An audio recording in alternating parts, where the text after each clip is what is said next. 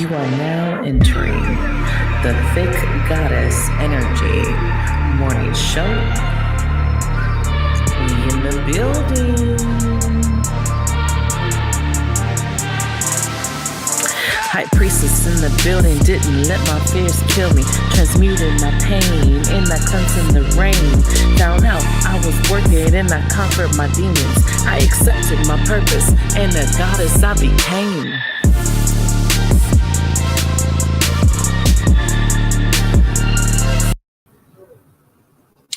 Good morning, good morning, good motherfucking morning. It is. It's Tuesday. If y'all didn't know, now you know. You know very well who you are. I don't know the words. I forget this shit. Some, but not that many. Good morning, good morning, good morning. This is your Thick Goddess Energy Morning Show. I am your host, Ariana, aka Divine Moon Goddess. I'm definitely going to be creating a podcast, you guys. So get fucking excited, get happy, get crazy, get all in because we are going to fucking do the damn thing. This morning show is brought to you by Divine Moon Goddess Healers and Readings.com, where all of your answers are questioned, where all of your questions are answered. And for the month of, why am I already in April? For the month of March, you can get all my services for 30% off using code FreshStart222. When I say all of my service, you guys, I mean all of the services, not just the tarot readings. I do birth charts. I do dream interpretation. I do guided meditation one-on-one sessions. I do twin flame support and guidance. I also do past life readings. I also do spiritual pathways. There's some more shit I do, but I fucking can't remember because I have a list of shit. But anywho, for this month you get 30% off using code FreshStart222. Those of you guys who have been shopping on my crystal live sales, you guys actually have coupons also that you could use for supporting me on my crystal shop. And you could use those towards any of the services as well. So you guys get those birth charts. You guys ask all the time, get the fucking birth chart, use it. Hello. Good morning, Jesse. Good morning, Becca. Or Becky. I don't know why I'm calling you Becca. Somebody must call you Becca. That must be a nickname. Nate's in the building. Crystal and Daniela, good morning. For some reason, I'm hearing Kanye West Good Morning song, but I don't know the whole song to sing it. But I just hear the good morning, and I don't know the rest of it. Good morning, Melissa. Good morning, Sharon. This is also brought to you by Shanti Rentals, Inc. Okay. Should you want to support and sponsor the morning show, information is in the description on where to contact and reach me. Should you want to advertise in this morning show, also information is in the contact or description of la la la la la. I have no idea who I am this morning. Good morning, Danielle Long. Facebook user, I have no idea who you are, but I love the wave and the smiley face. How are you? Announcements are pretty much the same. You guys know I'm doing crystal live sales twice a week now, on Thursdays around 2 p.m. and Sundays around 3 p.m. If I could be ever on time. Oh, one of your exes is saying hi to you now. The ex is thinking about you today.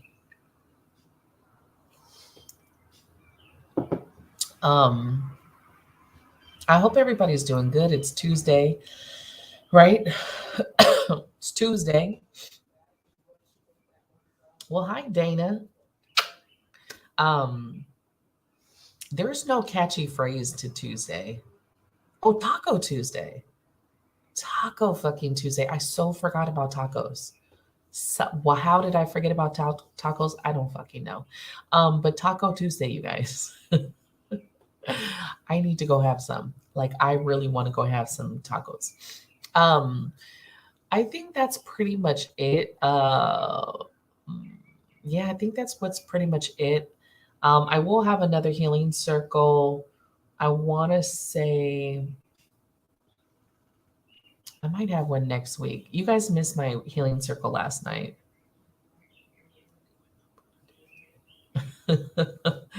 Going up on Tuesday? What does that mean? Going up. Oh, going up where? I don't know if I want to elevate too much. But I hope everybody's doing good and chilling and all of that jazz today. Yeah, I don't really have any other advertisements. I think that's kind of it. Everything else is just in the works. It'll be coming. I told you guys I'm working on the Zumba class. I'm still sore as fuck from putting in several hours on Sunday. I barely could walk yesterday. My arms are tired, so I had to give myself a day break. I might get to it today. I might not because dancing for hours is like, whew. Um, so I'm working on the Zumba class. We will have a Zumba class in April. I will be doing it online through Zoom. So be looking out for that. And there will be a fee, of course, but it won't be that much. It'll be very minimal fee to join. And I'll be doing it probably once a month for sure, starting in April. But if I can do twice a month, I will let you guys know the dates if I can do it.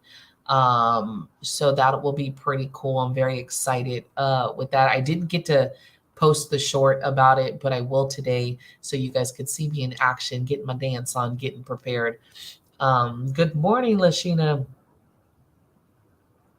I definitely was a little late this morning because I just take my time in the morning. I'm not on anyone else's schedule, so it's kind of like, mm, whatever. I'll be there. I'll be there. It's like the grand entrance.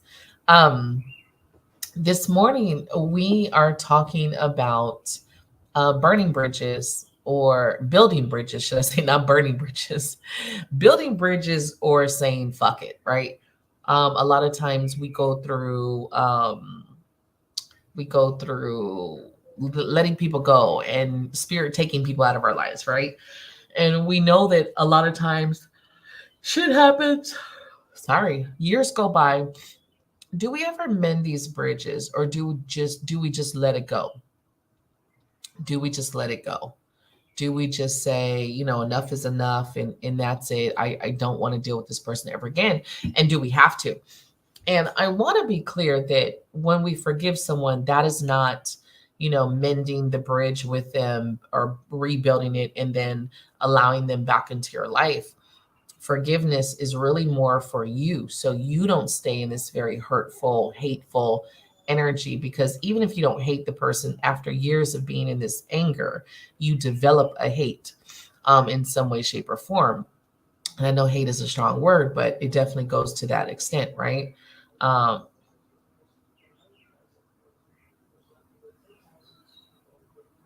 Misty Tripoli has danced. I don't know who Misty is, boo.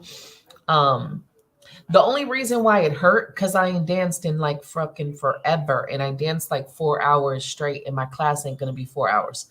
But I was trying different steps. When you're putting a dance routine together, it's a lot of replay over and over and over so that you could get the step, because I have to learn it before I teach it to you, right? Can't teach you a class that I don't fucking know the steps. So I have to do a lot of hours of replay, and that's why I'm so sore. But going back to like working through forgiveness, it's for you, it's not for them. Yes, it's great to forgive people, but some people do some very shitty things. Okay, some people, it's like, and I know I hear a lot of it, I see a lot of it where people are like, they don't deserve my forgiveness. But if you did some fucked up shit, right? You would want someone to forgive you. You would, even though you know you're wrong, even though you know you fucked up, even though you know you did some foul shit. You would want forgiveness, right? So if you know that in those moments you would be begging for forgiveness, let's say heaven and hell are real, right? I don't believe that they are, but let's say they are. Let's say you die and boom, you're standing in front of the judge and the jury saying where you're going to go. You're going to go to heaven and you're going to go to hell, right? And then they start telling you all the shit you've done, and you're like, I didn't know that was an offense. Wait, I'm sorry. I'm sorry. I didn't know that was offense. And they're like, no, no, no, no, no forgiveness for you. Go to hell. That's an extreme. But what if, right? So if you know, I don't know why I'm yawning. Why am I yawning this morning? If you know you would want to be forgiven for something that you've done, or even if there is things that you've done that you do want forgiveness for, why would you not extend that same courtesy or compassion to someone else? Now, I know that there's some things that are very hard to just turn your cheek and forgive. Rape, molestation, especially from family members. That's a tough one. That's a very tough one to just sit in that energy and just forgive. If someone hit you, hurt you in that way, attempted to kill you, that's very harsh energy to just be able to turn your cheek and and um and forgive. But if you don't, it does keep you in a very place, like people think, oh, I got over it, or not that I got over it, I don't fuck with them no more. I'm done. They don't deserve my forgiveness, and you're just trucking along. But for you to stay mad at someone, you have to close down parts of your heart space, because the heart space is about love. It's not about picking and choosing when to love people. It's not about picking and choosing when to show love. It's not picking and choosing to when to offer that compassion, right, in this life. So for you to stay mad at anyone, you have to cut off pieces of your heart space. You have to literally start to shut down pieces of your heart space. So if we know that, then why would we do it, right? And again, I'm not saying you're going to wake up tomorrow and someone who's did some really foul shit to you, you're going to wake up and you're going to be like, yeah, let's be best friends again, but can you get to the point where even if you don't fuck with this person no more, even if you're not like, I don't talk to this person no more, can you get to the point of letting it go? Can you get to the point of releasing what happened? And then there are some instances, okay, time's gone by, you still got kids with this person, or this person's an aunt or an uncle to the family. After time, can you guys repair the family dynamic? And I use family because family is one of the biggest ones that gets tried and tested, and a lot of different things happen in the family dynamic. But, and I'm not saying to all, befriend the family rapists and shit, because we all know that exists. There's always like one in the family that's like molesting people, right? And I'm not saying to go and be friends and start inviting this person to the children's birthday parties, but um, can you get to a point of some of these relationships to repair it? Is it repairable? What does that building bridges mean? And I feel like everyone has to get into that point of looking, is it worth it? Is it worth for me to repair with this person? Not in a selfish way, not in a way of, I'm angry, fuck them, but is it worth it as a whole? Is it worth it for the family? Is it worth it for the children? Is it worth it for both of us to repair and to move forward? Now, sometimes it's going to be worth it for you to cut that connection completely. Sometimes it's going to be that, no, never talk to this person again, keep this person very far away from you and everyone else, and that is actually the more healthy thing to do, right? But not in a way of hurt, pain, and anger, in a way of, you're just not allowed in my life ever again. Like, I forgive you and I let it go and I'm moving forward, I'm healing from this situation, but I'm not allowing you back in my life, right? And we do this with toxic people all the time, people that are very toxic and demeaning. And we tend to let them back in our life over and over, even though they're very demeaning and toxic all the time. A lot of people use jokes as their way of getting their toxicity into the conversation, using jokes, but still either putting people down or demeaning in some way. And so you have to ask yourself, are these people worth bringing back in your life with the potential of them doing what they have already done, right? Most of the time, no, they're not worth bringing back into your life, but it's very much worth healing from the situation. When we say healing, I think a lot of people have a pre-program of what healing looks like.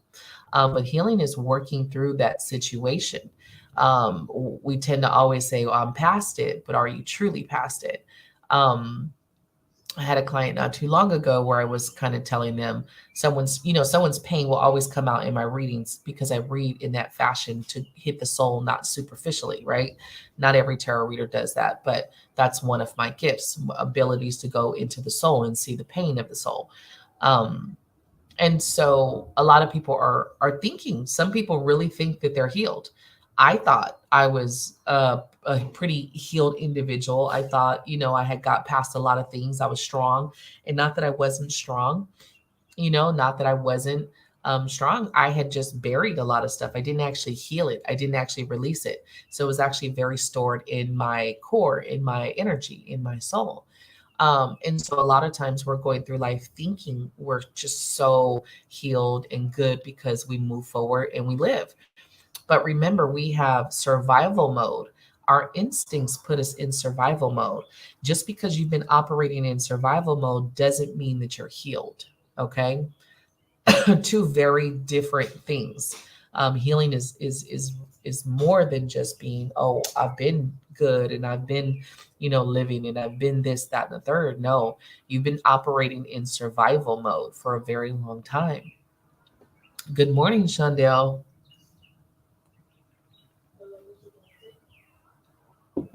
So it's not going to be for me. Of course, this is my own opinion, because it's kind of hard. I have my own belief system. So, no, I don't think I could repair a relationship with someone, a family member who like molested me. That probably would never fucking happen, right? I don't think I could ever do that. I don't think I could look at that person and say, damn sure couldn't have that person around my family or my children, right? I feel like releasing the situation and repairing, great. But actually, like dealing with that person, no. um, I've never been through any abusive relationships, so I can't relate to that to say. I've just been very lucky, one. And the other one, because the way my parents were, I just, whenever I saw a guy that was aggressive, and showed his aggression too soon, I just left it alone. I didn't continue because I was just, I'm not about that life. Um, I'm one of the females that, yeah, I'll fight your ass in a second, but I'm not one of the females that would just hit a man because, one, they're a man, and I'm not trying to go toe to toe with no fucking man. I ain't about that life. Um, Not that I wouldn't if I have to. It's crazy because when I was a teen, I was like always like fighting dudes and shit. Um, but when you look at it, as a woman, I'm not running up on no man, like unless I have to, like unless there's a need. So is it truly a bridge with this person, or was this person just in your life for a lesson? And I think that's what people have to kind of understand, is really looking at a situation and realizing that this person may not be the family you think they are. Maybe this person, a aunt or an uncle or whatever, or cousin, was just a lesson. Not necessarily do they need to be in your life or your children's lives. We get very caught up on the word family and blood, that we have to stay true and we have to stay loyal to people because of that. Same thing we do with friends. We do the same thing with friends because we're so scared to meet new people as adults. Most people are too scared to let new people in their life. They're very scared to let people in. It's like this fear. So you stay with all the ratchet ass people or that you've outgrown, even though those people aren't who you need in your life anymore. We get very fearful of things like that. So there was a time where I was like, I don't want new friends. And I really set that intention, like I don't want new friends. Like I don't. I was like, nope, I'm good. Because I had went through so much shit with people and just fallouts. And I was like, I'm done. I'm done with people. I don't want to know anybody. And it was like, where the fuck do these people come from? But they were a reflection of deeper shit within me. And I didn't understand that at the time. And so this is why you guys hear me say it all the time. Like, people coming around you are a reflection of you. um, they are pieces of you. They are showing you something within.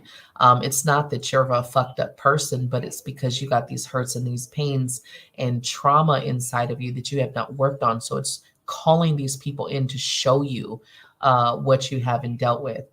And sometimes that is rough. It's rough to see and acknowledge, because we want to think that we're good. We want to think that we're healed and we're vibing and we're chilling. And spirit's like, yeah, no, you're operating on fear, or you're operating on pain. You know, you're operating on survival.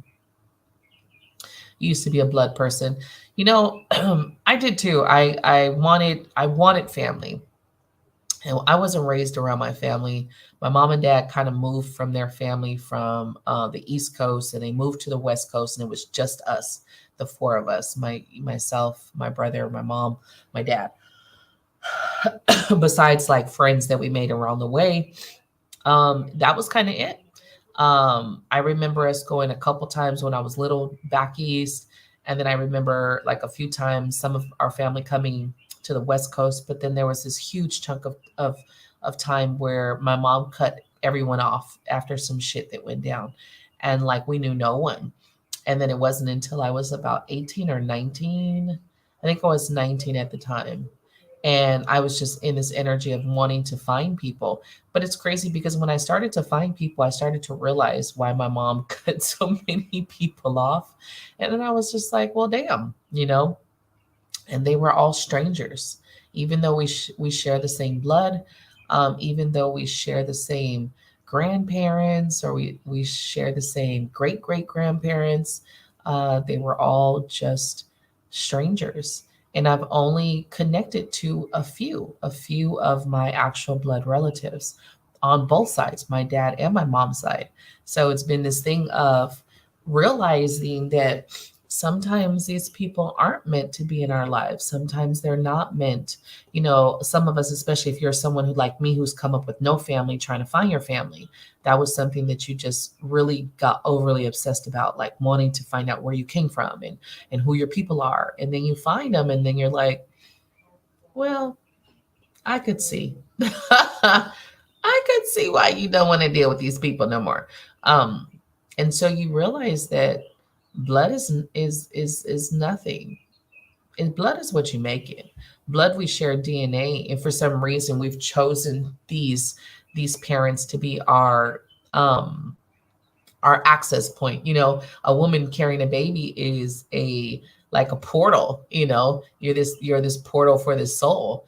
And it sounds a little selfish, but that is what you are. You're this portal for this soul to come through.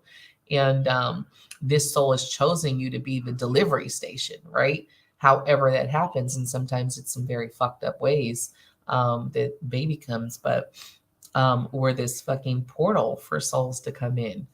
So sometimes blood is just as I want to say distant as people who aren't related. You know, you went through that with your mom.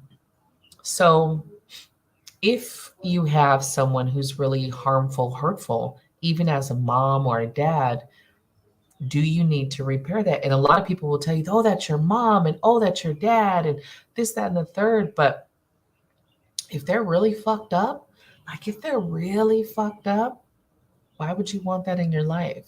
Forgive them, let it go, but move forward, and let go. You know, don't get caught in the why did I get this mom? Why did they bless me with this parent, right? Whatever, there's a reason behind it. Whether we see it or not, just like there's a reason our children chose us to be their parents. For whatever reason, they chose us to go through what we went through in raising them. So you don't have to mend every bridge that's broken through your lifetime with people. You don't have to repair each one for the sake of the family. Don't take that burden on. I meet a lot of people who feel they have to keep the family together. They have to try to just go above and beyond to do what grandma did. Like grandma held it down and grandma had everyone together. And now it's like, now I have to try to force everyone, but then you're constantly going through these battles to keep people together. And it should never be like that. We should never be forcing our relationships despite who they are. It should always be natural, us wanting to come together and spend time with each other, us wanting to be around each other and our kids to know each other. But if not, don't force this shit, right? Right, Matai? Like, just let it go. That falls into our own abandonment issues, right? Has nothing to do with them. That's us not wanting to be alone and not wanting to be abandoned. And so we keep trying and trying, but sometimes it's actually better to let go. I feel like the people who want to be in your life will be there. And I think sometimes we also have to give people space to live their lives. One of the things that I learned with the older kids, because my kids are older and even my nieces and nephews are all in their 20s. I want to say everybody's in their at least mid 20s now, and some of them have their own kids. And some of the biggest lessons with them learning is that you get older and you go have your life and you start your family and you're not up your mom and dad's ass, and you're not, you don't see them all the time because they're living their life with their family. And sometimes that's hard for people to understand, like when people are distant, but people are just living their lives. And so I think we have to give people room to just live their life and not be take it in any offensive way or get mad because somebody's not calling us or we didn't get invited to the birthday party. I think it's like, okay, you didn't get invited. So fucking what? Maybe you're the one that people avoid. I don't know. Right, right, right. Good morning, Jennifer. It's like I have family all over. We're kind of spread out. We're getting a little closer, but we're kind of spread out, and it makes it difficult. But it's not that bad, because you could jump on a plane and go see somebody. You can make time. I have a daughter in PA, and I make the time to go up there. Not all the time because I'm very busy, but like my grandson's birthday, boom, I'm there. She's come out to visit me. You make it work. You make the time. We talk about we do fam. We've pretty much already scheduled a family fucking outing this year. So it's kind of like you make the connection with the people who want you in your life and then let go of the ones that don't. You don't have to mend and build these bridges or create this space for people who don't want to be in there you know I remember one time my niece got married and I was very hurt that I didn't get a invitation. Like, I didn't get invited and I was hurt. I was like, I didn't get invited. Like, I'm like your favorite aunt and shit. And I'm like the last person to fucking hear. And it was like, oh, we didn't really invite that many people. And it was just, people that were here. And I was like, oh, so close family, not distant family. I get it, but I was still hurt and very, very mad of it because I didn't get invited. And it was just like, how you did, I drove to your graduation to make sure I could fucking be there when you graduated. But again, that was a couple years ago, and you have to let it go. Because again, people are in their worlds and the close people to them, the people they are connected to. And sometimes distance happens, and sometimes people are just not as connected to you as you think they are or as you would like them to be. And you have to be okay with that. You have to be okay to just give people their space to love you from afar or be distant or call you every now and then, or share what they want every now and then. Um, we get into this, good morning, Heather. Good morning, Evelyn. We get into this space of every relationship has to be tit for tat. Everyone has to be well, if they don't call me, I'm not calling them. And I think that's an egotistical way to look at relationships. Now, I get it. If you always call someone, you start to get tired of it. But why? You get tired of it because you want and expect something in return. You're not getting tired of it because you love this person. You're getting tired of it because you're expecting something back from this person. So if you can just open your knowledge, right, and soak that part in, Soak that part in, okay? Because loving unconditionally, you're not mad if someone's not calling you. You're not mad if they don't invite you. You're not mad. You're letting them do their thing. And when they do call you or you call them, let's say they never call you, but you always call them. You know the impact that you make on someone's life because you always remembered them, you always called them, you always reached out to them, you made sure to make that time regardless to if they reached out to you or not. Huge fucking impact on their life. Some people will not see it until you're dead. Yes, some people will not, and they will grieve and they'll be like, man, I should have called her back and I should have did this and I should have called him back and I should have made more time, you know. That's their lesson, not yours. So if you stay in the energy of, I'm still going to reach out to people regardless to if they don't return the energy, because I see a lot of it and I think it's been taken out of context. And the context is, you give me, I give you. If you don't give me what I'm giving you, then we can't be friends. If you're not giving me what I'm giving you, we can't be family. If you're not giving me what I'm giving you, then we can't be in any sort of relationship. And I think that that is demeaning to what unconditional love is. And if we have unconditional love for the very people that we're connected with, you won't have your hand out expecting anything back from them. You will just be the friend, right? The only reason we get exhausted and tired is one, when we start putting everyone before ourselves. Because remember, you got to be in the rotation, and then we expect something back. That's it. That's all your ego expecting some shit back. And you have to become aware of your ego that's the one needing something back from them. Otherwise, you would just be there for people and it would never piss you off. But it pisses you off because your ego is like, wait, I called you 10 times and you ain't fucking called me. You know, that is all your ego. You just had this conversation with your family. Yeah, it's a big one. It's a big one because over the years, I have learned, with my own family and the kids, and I love my nieces and nephews. Man, I used to go to bat to make sure that they were in my life because I wanted them to know who I was. I never wanted them to grow up and not know me as an aunt because I didn't know my aunts. I knew one aunt, she was distant. I always got a card. I always got a birthday card and a Christmas card from her. And I used to be like, man, thank you, whoever this lady is. And it would always be cool as fuck. But I didn't know her. I didn't have that connection with her. And then when I got older, I did meet her and then try to gain a connection, but it just never went anywhere. And not to say anything bad about her, because there's nothing bad about her. I still have so much love for her. And she was very nice, but our connection just never went anywhere. It didn't go there.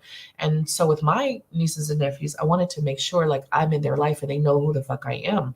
That was one of my biggest things with them. And so there was a lot of like, we were young parents. There was a lot of chaos in between everyone. I'm not going to go there, but um, you said, or people invite people to your wedding just because they are with a family member, not thinking about the expense. Yeah, that's true. I've never planned a wedding, so I don't know how expensive a wedding is. I personally would not have a big wedding because I don't believe in the show everything. I think a wedding for me is a very intimate space. It's not for me. I think a lot of people use a wedding to brag about their wedding, and I'll just be real. You see a lot of people, they invite everyone, coworkers, all kind of fucking people to their wedding, and it's just to show like, hey, I'm getting married. Look at me, I'm special. Um, Me personally, a wedding is very intimate, and I feel like the people that should be around me are the people that are really in my life. I would never invite strangers to my wedding. It was crazy because this one lady had got married at our job, and we all know her. We talk every day. We're at the same job together, right? And one of the ladies was mad that she didn't get an invite to her wedding, and I'm like, how are you mad that you didn't get invited to this lady's wedding? We know we're at work. We're coworkers. We're not friends. We don't see each other after work. We don't fucking call her after work.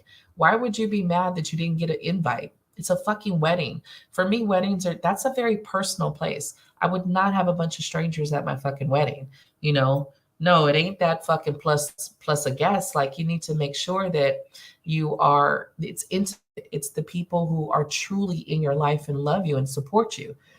I damn sure ain't fucking, inviting haters to my fucking wedding. Hell no. But I think people do that just to show, yeah, I got the person. I'm married.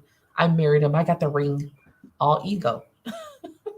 All ego. I ain't spending money to show people shit. My wedding, should I ever get married, right? Maybe, maybe not. Who knows? It would be very intimate, and it would be just the most important people of our lives. And I say our lives, me and the person I'm marrying, right? Because it's not just about me. Us women, we make the marriage just about us, and the wedding definitely is just about us. But I would definitely not have a bunch of fucking people.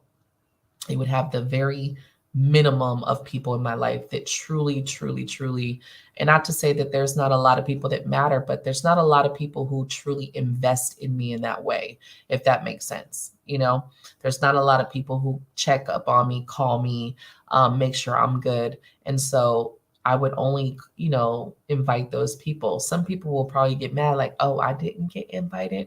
No, no, you didn't. Be okay with it, right? Good morning, Nina.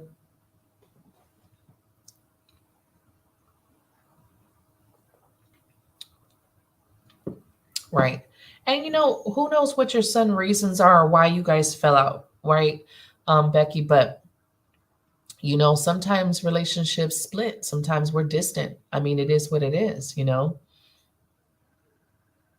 Right. And I don't think I even have 100 people, Lashina. I really do not have. I maybe have 10 people. I maybe have 10 people. I maybe know 10 motherfuckers that I would like have at my wedding, because I honestly wouldn't want anyone that's just like you'd have to be like really, really, really into my life. You guys know I talk about a lot of shit, but I don't talk about a lot of shit. Talk about a lot of shit, but I don't talk about a lot of shit. I've become a very private person about a lot of things, and so for me, the wedding is a very private event. You know, I don't need a fucking a bunch of people there to congratulate me. It's like, nah, 60. Yeah, I don't think I got 60 family members that I'd fucking invite. I'm like, interesting. I'm gonna have to count them up. I have to count them up and see how many. Good morning, Jasmine. Good morning, Divergent. How many family members? Yeah, I don't know. Yeah. So I don't know. I just think you can't get mad if you don't get invited. You can't get mad if you're not on the list. Even if you think you are. Right, right. Like a potluck. There you go. I think that we kind of overlook and we assume and we have a lot of expectations of what things should be. And this is the problem. The problem is our expectations in everything. We expect because someone is this that, we should be talking every day or doing this every day. And it's not. It's not like that. Sometimes there's distance, and sometimes you're in people's lives for that moment that you were in their life to really be there in that moment, but you're not going to be an important person in their life later on down the road. And sometimes that can hurt, yes, but then sometimes just like, okay, I'm understanding that sometimes relationships, even blood, are for a moment in time, for a split second. There's something to teach each other in that moment. And that was that. You know, I have an uncle who I met. We're very distant. We're not. It's like he's never really made a move to be in my life. I have some aunts too. They just have not made that move to try to be in my life. So it's kind of like once I got to a certain age, I think I just was like, I've done this long without family. What's the rest of my life? What's the rest of my life? I didn't grow up with a grandmother and grandfather on neither side. I didn't have a grandma or grandpa on either side. So I really grew up with the bare minimum of family members. And so you just like, okay, I get it. Like some people are not meant to be in your life. Some people are not meant to be fixtures in your life. And I always wanted a big family, but that's because I came from a small family. So I wanted a big family. Now I don't. I'm like, yeah. I realized that like the family I've created has become my family. And that's something that I learned of when we look at our children that go off and build their family. And now they're, a lot of parents are like, oh, my kids don't call me, but they're living their lives now, right? I look at my daughter and I look at my grandsons, and I have a goddaughter who she's my daughter. And I look at my grandson and she's living her life. They're living their lives. And so it's not a bad thing. They've created their families. They've created their lives now, and now they're living their life, and that's a beautiful thing. They actually invite me to everything. I don't got to worry about them not inviting me. I always get invited with them with their asses. Yeah, Amber, I don't like talking to anybody every day. I'm not that friend. Like my friends know. Like the people who know me know I'm not a talker every day. Don't fucking call me every day about the same shit. Definitely don't call me about the same shit we just talked about yesterday. I'm just not a talker like that. I don't do that. I'm a person of solutions, not problems. So if you call me every day with a problem, that's not going to work. I'm going to be like, I'm busy. I'm just not that person. There are some people just constantly have to talk to someone. I'm not that friend. And it's not that I'm not a good friend. I'm just not that friend. And so you have to understand people. You have to understand what they want, what they don't want, and you have to respect that. Just because somebody doesn't want to talk to you every day doesn't mean they don't love you. Doesn't mean they don't like you. It just means that's who they are. And people get offended. People get very offended. Like, oh, you don't want to talk to me every day? No, no, I fucking don't. You know, I would tell my daughter when she wasn't living with me, and she would call me like every day, and I'd be like, "Hi, how are you?" I'm like, "What are you doing?" "I'm busy. I'm working. I'm living." "What are you doing?" I'm not that mom. I hear a lot of people that their mom calls them every day. I'm not that mom. I just am not. I don't want to talk about the same things every day. And I feel like we need to give each other some days so some stuff can happen so that we can have a conversation, because I don't want to have the conversation of what was happening yesterday. I don't like those conversations. And so I used to think like maybe something was wrong with me. Like like, am I that cold? But it's not. It's not that I'm cold. It's just that I'm just, this is me. This is who I am. I don't want to talk every day. I don't want to like conversate about the same things every day. You had like 20 to 30 people at your wedding. Okay. I think that's a decent size. 20 to 30 really close people. I think that's a decent size. Divergent, you're the black sheep. Yeah. I think just my mom and dad were the black sheep, so we just got banned as the black sheep kids. We just got deemed the black sheep kids, and hey, it is what it is. I have a My mom has a cousin who she has become an aunt to me, and I love her dearly. Um, but yeah, I think my mom was a black sheep, and we just got deemed black sheep. Becky, I ain't texting nobody every day unless you my man. If you ain't my man, I ain't texting you every day. I'm sorry. I don't text every day.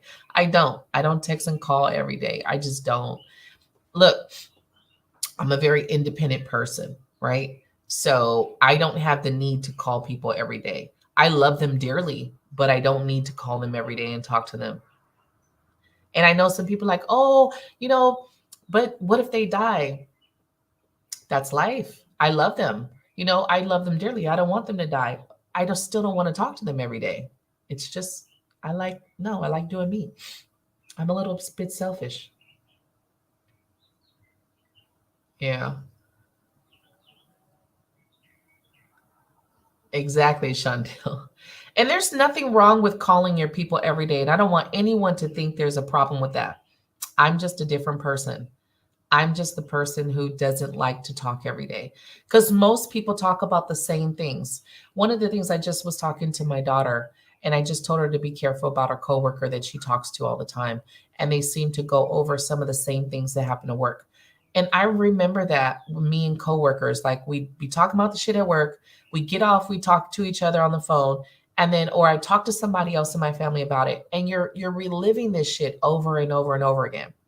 So if you are talking to someone every day, the chances of you guys talking about new shit every day is very slim to none. So you're probably talking about the same shit over and over and over again. And you're reliving some of this shit that irritated you, that got on your nerves, that this, that, and the third. So, me personally, I want a little bit of time to pass so we can talk about something new. I don't want it to be like, "Hey, how are you?" "Oh, I'm good." What's going on?" "Oh, nothing. Same old shit." Same shit I told you yesterday. Remember what I told you yesterday? Like, that's just not me. I'm not a talker like that. Um, I do readings, but this is the morning show, so we're not doing readings right now.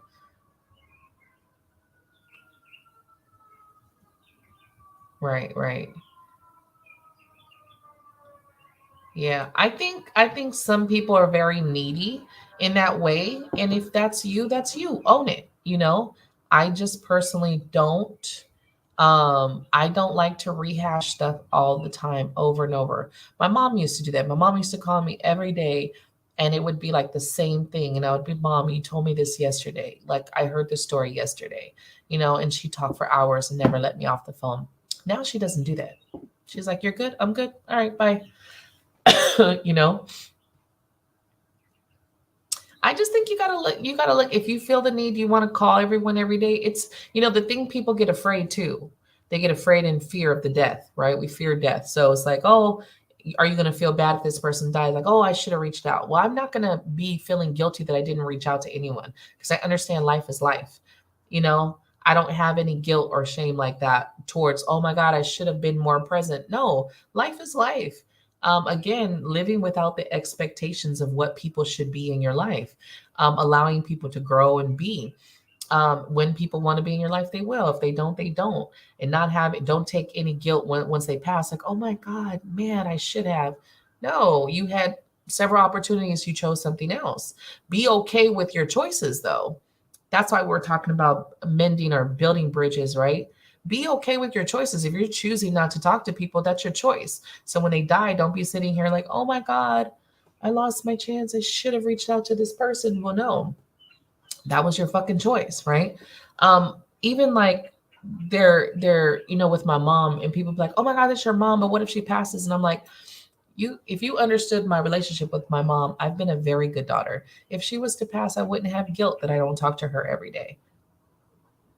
You know, it's just one of those things you kind of have to get to a point of understanding. People have their lives, and I don't do a lot of small talk. I just don't. I'm not that person. You're an old injured dog. Right, right, right.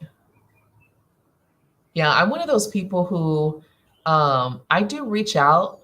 I was the aunt that, always sent boxes, even to my goddaughter, always sent Valentine's Day boxes, birthday gifts. I was that aunt. I always sent something to let them know like you're loved.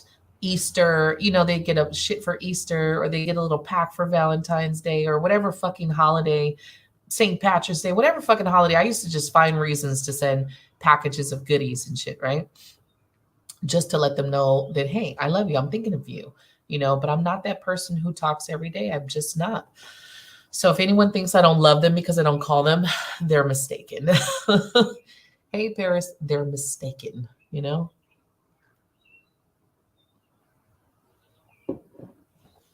So you don't have to build or mend any bridges with anyone. You can choose to let people go. And some people you need to let go. Learning to love people as they are is everything. And learning to stop expecting people to do anything. I think that is one of the biggest things that I've learned is stop expecting shit from anyone, and don't do things out of the pretense of getting something in return. That's not love. That's not a relationship with anyone. And I'm not just talking about partners. I'm talking about parents, brother, sister, friends. If you're always constantly doing things in the pretense of getting something back, you're not a true friend. You're not family. You're not acting in that way because you're with your hand out. Like if you're going to get something back, why put this time into you? You got to put this time. And everyone is going around. You hear it all the time. I don't want to waste my time with people. I'm not wasting my time with people. So I'm challenging you guys to look at it from a different perspective. And instead of thinking of it as I'm wasting my time with this people, how about you just think of it as in this moment, I'm creating a memory with this person, whether or not we stay friends or family for the long haul. Instead of looking at everything as wasted time, how about you look at it as an experience in the present with this person? um, we get too caught on the wasting time, wasting energy. Now, yes, there are some people that you guys need to like let go, like the song, right? But in the bigger scheme of things, I think we got to stop saying these things. We've embedded ourselves to believe that we're wasting time with everyone. We're on this clock. We're on this clock, and this clock is going, and this clock is going to end. And I can't waste my time with nobody else because my time. What the fuck? What are we doing? What are we setting up for us, for ourselves? We're on this clock. This clock is beating, and its time is up. And that's one of my downloads today. This morning, one of my downloads was about time. Time. We're always in this space of there's not enough time, and I'm wasting time. And so instead of thinking that you got to rush to the altar, you got to rush to have kids, you got to rush to do this, you got to rush to do that, and if people aren't on the same page, well, fuck them. That's not the way to live. That's not the way to do it. That is a really poor pre-program in our minds. Okay, right. I think some bridges got to be burned the fuck down, and rebuilt, and then I think some bridges just need to be poof gone, and that's it.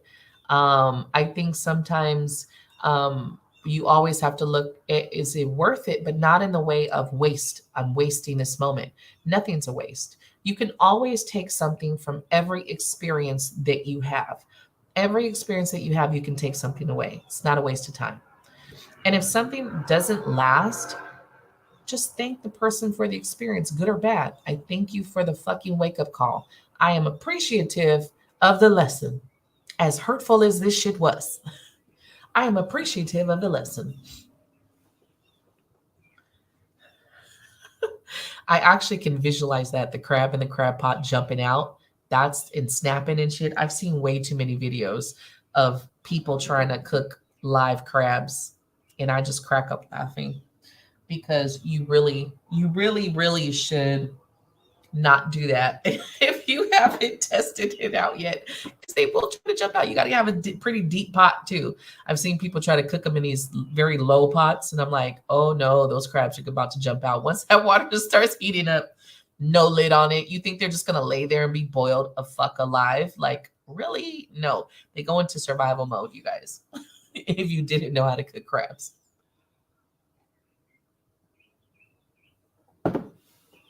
So again, not everybody needs to stay in your life. Not everybody needs to be outsourced or pushed. What is it like on Lion King where it's like the pride land is all light and then it's like the other side? What's the other side? The where they're not supposed to go. I can't remember the name that Mufasa says, but it's like the place where they can't go. It's outside of Pride Rock, whatever. No one needs to be outcast for stupid shit either, right? No one needs to be outcast for minimal stuff.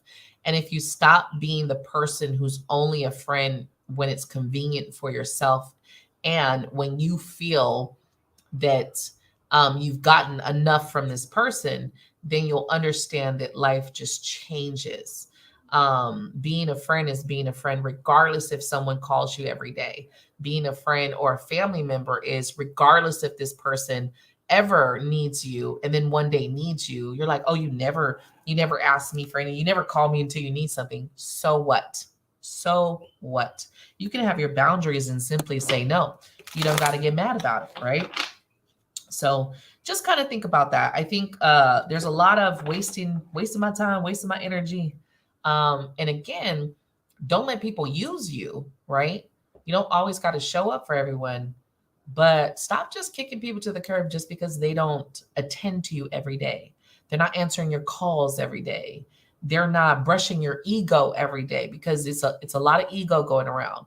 And when you become aware of the ego bruising, you will become aware of your own identity. Like, damn, I do get pissed off and mad when this person doesn't call me.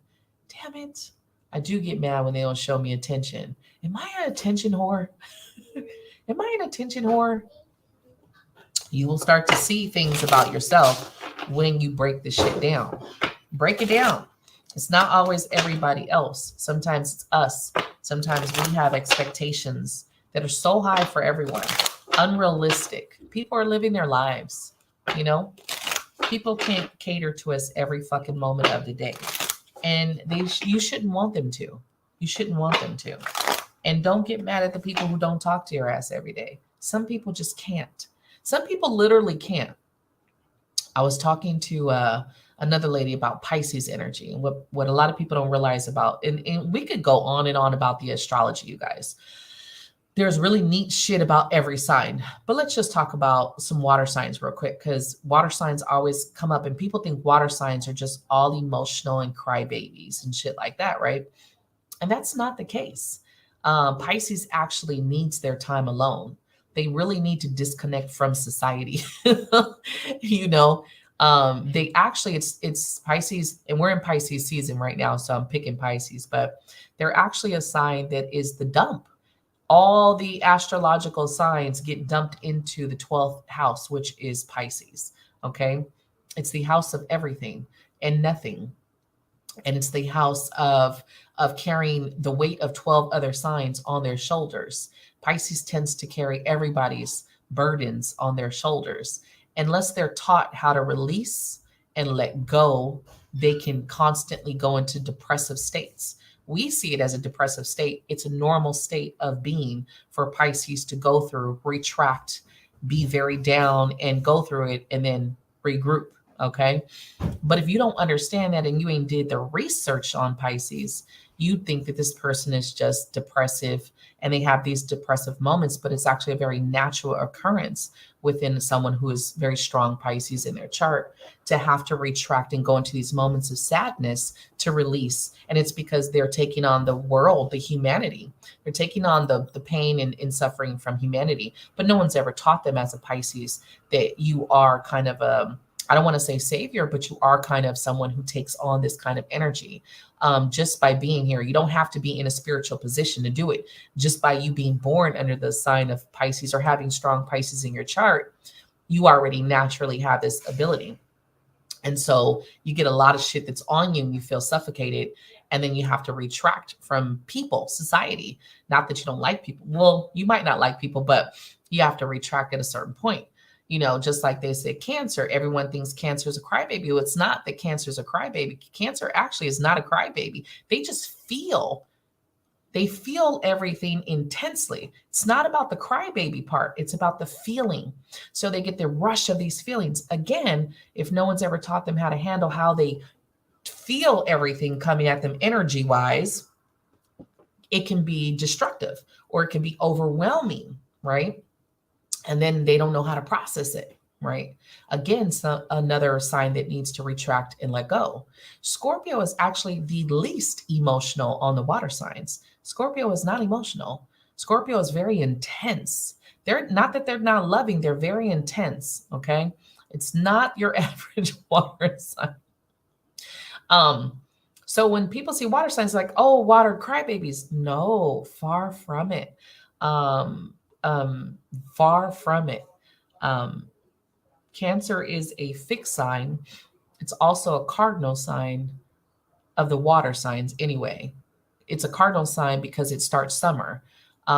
So they tend to be like number one. Scorpio is a fixed sign. They're very fixed in their belief systems, right? Very hard to change a Scorpio's mindset.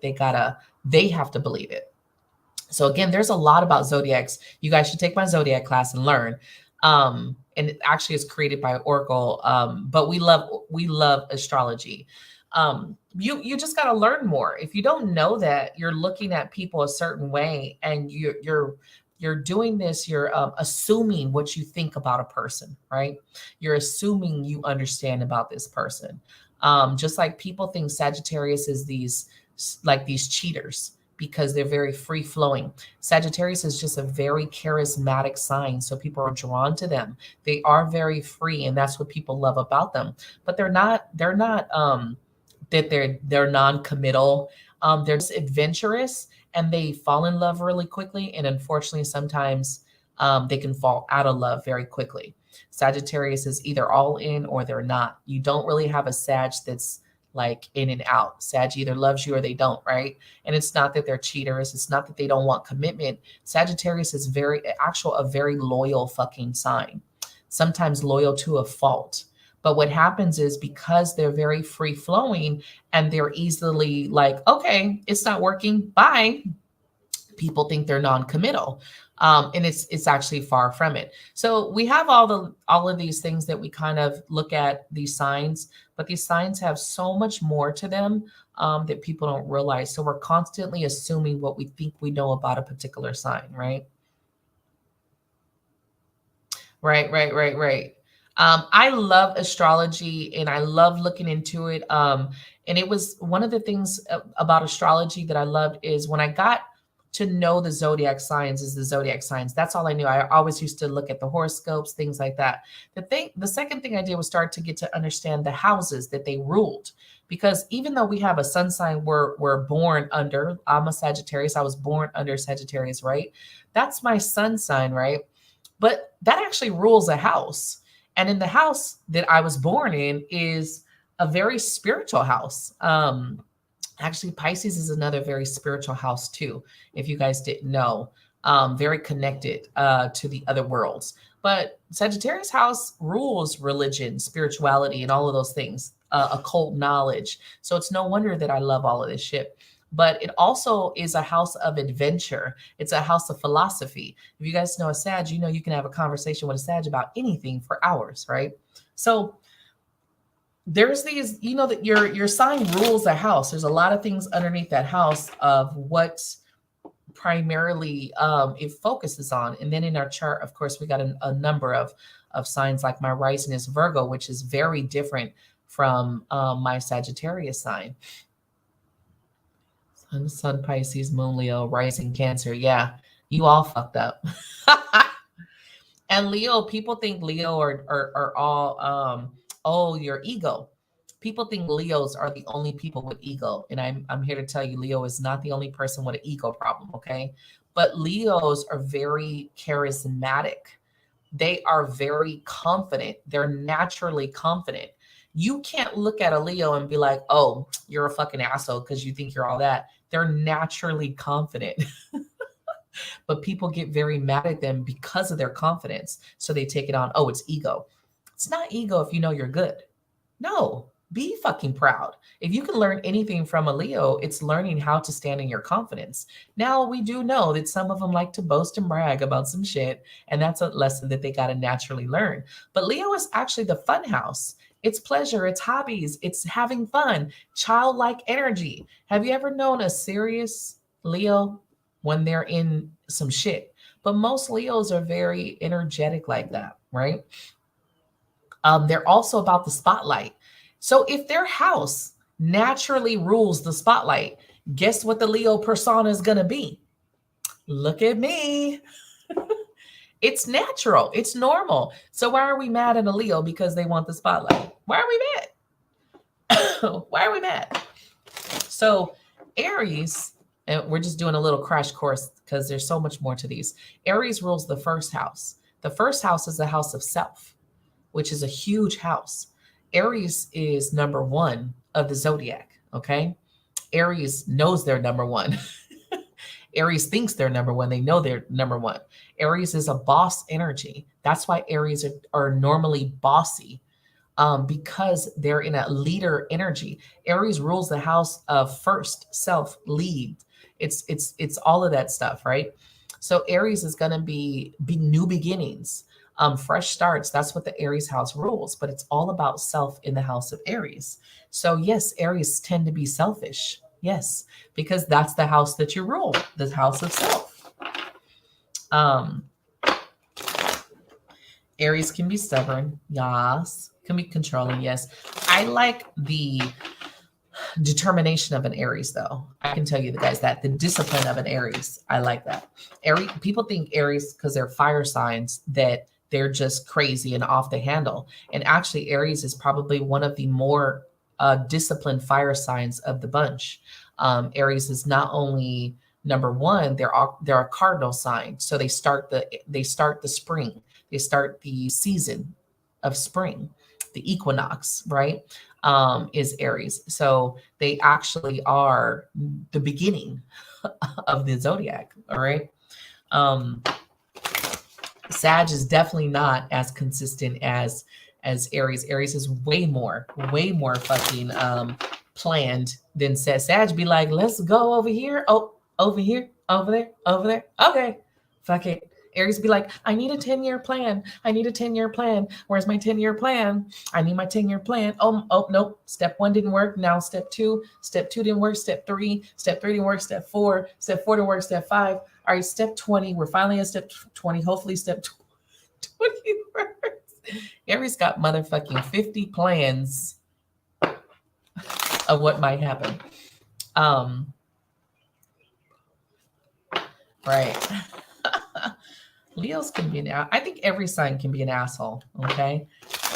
Virgo rules the sixth house, and the sixth house is about your routine, your day to day. What do you do day to day? It's very boring house. I'm sorry, Virgo. Y'all boring as fuck. I got strong Virgo in my chart. It's a boring house. I actually, in this life, I struggle with routine because I'm a sun Sag and my Virgo don't play well together. So I actually have to focus on having a routine every day. I hate routines. As a Sag, I hate routines. I just want to wake up and do whatever the fuck I want to do. And my Virgo be over here with the checklist and shit. But Virgo is your day to day, how you make your money day to day, your health, and also how you service. Your Virgo is a house of service, servicing humanity, people, family. It's a very giving and over giving house. So you have to be very careful. But it's your day to day routine. It's a very boring house. It's the monotony. Hey, Sakura. Good morning. I was born in technically the fall because it's the beginning of December. And I am a fall person. I love the fall. All right. Let's see what's going on for everyone. What's the energy today? Yeah, routine is like, oh my God. But it's something, it's actually my North Node, which is my this life lesson, is to have a better routine. Which is just like, why? It's like, why give me Sag and Virgo to make me struggle my whole life? So just saying, there's more to each sign than what we think. I do suggest you guys getting to know them more than what you think you know from the horoscopes that you've read. I love getting into astrology. I teach more of it in my moon club. If you want to join my moon club, it is about twice to three times a month, depending on the equinoxes and full moon and new moon energy. We come together and I do teach. I get really into the astrology, the planets, because all of that makes a difference. The rulers of each sign has a ruler, and some of them are fucking beast. So we do take a look at that. And I do, in that club, you actually, we learn a lot about that. I do teach that. That's the only space that I teach about astrology, because I connect it with the new moon energy, and what's going on in the planets, and what's, have you look up your birth chart, get used to your birth chart, talk about it.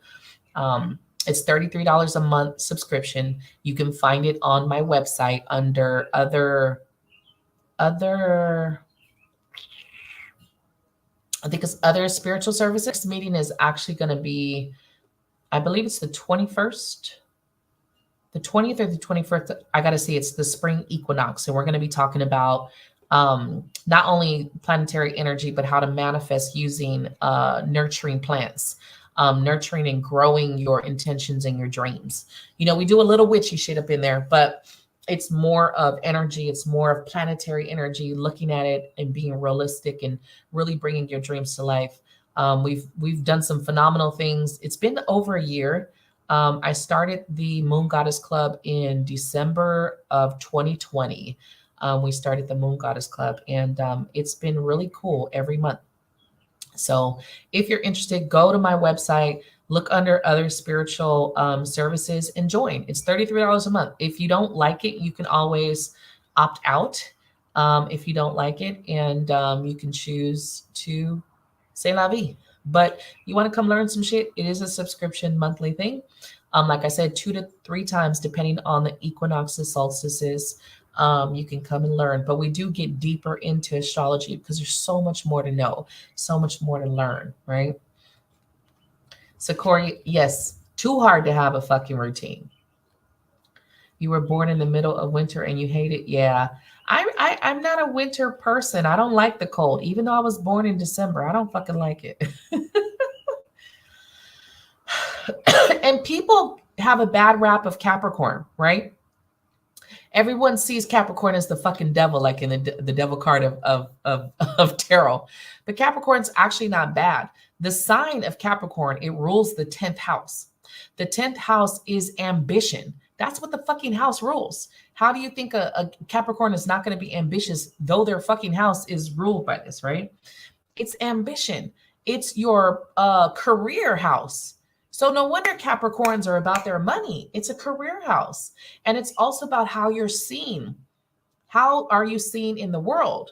What do people see you as? So in that home, yes, Capricorns are a beast, but that's the house that it rules. So we get mad at people like, oh my God, you're a fucking Capricorn, you're an asshole. This plus Capricorn is a cardinal sign. They do think they're number one. They do start the season of winter.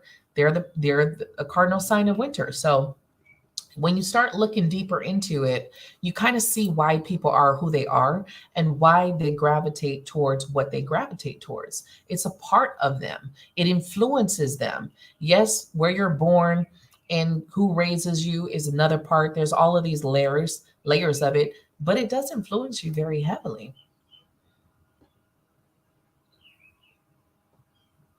Your sun is a Cap? Yeah. I have Capricorn and Venus, which is how I deal with relationships. I actually am a Capricorn. And I have to remember I had one of my biggest lessons with that of having Capricorn and Venus was to realize that I couldn't control my relationships. I couldn't control how they were and I couldn't control how they operate and I couldn't force it. I had to let things go, which was one of the biggest things that I had to work through and finally got the message in by the time I got to my 30s, you know. And Sakura, you're right. Capricorn is the father energy. If you looked at the mother and father energy of the zodiacs, Cancer would be the mother energy, and Capricorn would be the father energy. Capricorn is actually ruled by Saturn. Saturn is a fucking beast. That's an asshole of assholes. Okay, Capricorn is Saturn is the fucking asshole planet. It's a very strict planet. So if you thought of it, that's why Capricorns are very strict in what they do because it is a very fixed and strict sign. It's ruled by the Lord of fucking karma. Yeah. My planet is Jupiter. My planet is like the cool ass uncle. Jupiter is the cool ass uncle that just wants to give you gifts and shit. Very masculine energy, should I say. But it is what it is. And I'm not gonna say every Capricorn is a perfect father, but generally it is ruled by a fatherly energy. So you will have a very dominant person. And I've always been a very dominant person when it comes to relationships. That's the Capricorn and Venus. Okay. So again, lots of shit to know. If you really start to go deep within astrology, definitely take our course. We have a course on astrology. It goes a little bit more. It's the basics. We will have a number 2 coming, but it's the basics of the class to get to know a little bit more about each sign.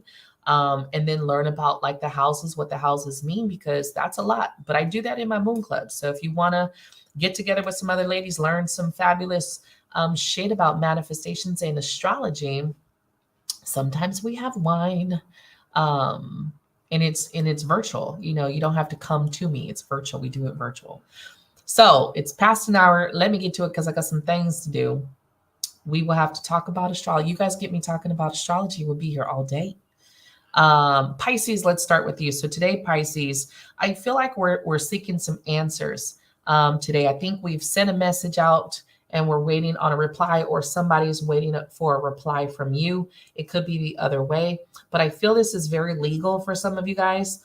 This might be a contract. This might be something, you know, that you're just waiting on the final words. I do think you're going to get it, whatever you're looking for. There's a little bit of wanting truth in this kind of thing. So I'm getting a couple different messages. For some of you, it's like wanting truth or asking for the truth, and you're going to get it. You're patiently waiting, you're going to get it, right? For some of you, this could be a contract coming in, and I feel like you've either applied for something or you applied for a job, and I do feel like the decision is coming. I can't tell you if the decision is yes or no, but I do feel a decision is coming. There's something about the message coming in, okay? And I do feel like you're either somebody is waiting for truth or someone is asking for the truth from you today, okay?